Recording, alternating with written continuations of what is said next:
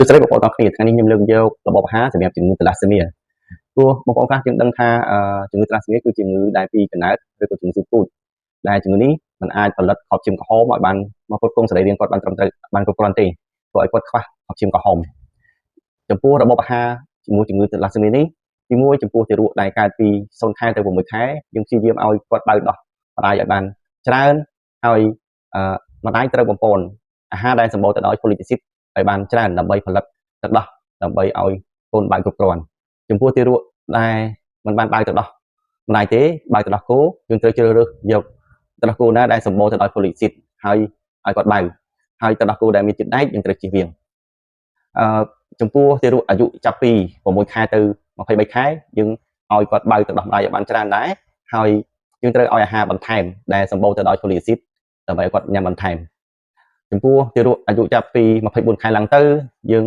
ត្រូវឲ្យអាហារដែលសម្បូរ folic acid ឲ្យបានច្រើនដើម្បីគាត់ត្រូវទ្រង់ដើម្បីបង្កើតខបឈាមក្រហមឲ្យបានគ្រប់គ្រាន់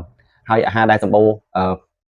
folic acid នេះមានដូចជាអាហារបៃតងនិងផ្លែឈើដូចជាផ្លែស្វាយឬក៏ផ្លែទុរេនហើយfolic acid នេះគឺសម្បូរទៅក្នុងដែលមានជាតិដូចជាផ្លែល្ហុងផ្លែល្ពៅឬក៏តេតឹងក្រូចកសត្វហ្នឹងក៏អាចនេះឬក៏ផ្លែចេកហ្នឹងក៏សម្បូរដែរ folic acid ហើយតេតឹងជាមួយនឹងដែលអាហារដែលជៀសវាងទីមួយយើងអាចនឹងជៀសវាងអាហារដែលសម្បូរជាតិដែកដូចជាសាច់ថ្លើមសាច់ក្រកខ្យងខ្ចៅហ្នឹងហើយនឹងត្រីឆ្អើរដែរឬក៏អាហារមួយចំនួនដែលមានសារជាតិឬក៏ថ្នាំជាតិដែកហ្នឹងក៏យើងត្រូវហាមដែរត្រូវហាមកុំឲ្យគាត់បរិភោគដែរ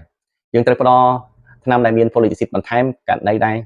គាត់បរិភោគទៅនៅខ្វះខបឈាមក្រហមនៅច្រើនយើងអាចនឹងឲ្យគាត់ហូបថ្នាំfolic acid ឲ្យបានគ្រប់គ្រាន់ហើយយើងត្រូវតែទៅជួបនឹងវិជ្ជាបណ្ឌិតដើម្បីឲ្យគាត់ពិនិត្យនិងធ្វើរឿងវិនិច្ឆ័យឲ្យបានត្រឹមត្រូវហើយតាមដានគាត់ជាប្រចាំសូមអរគុណ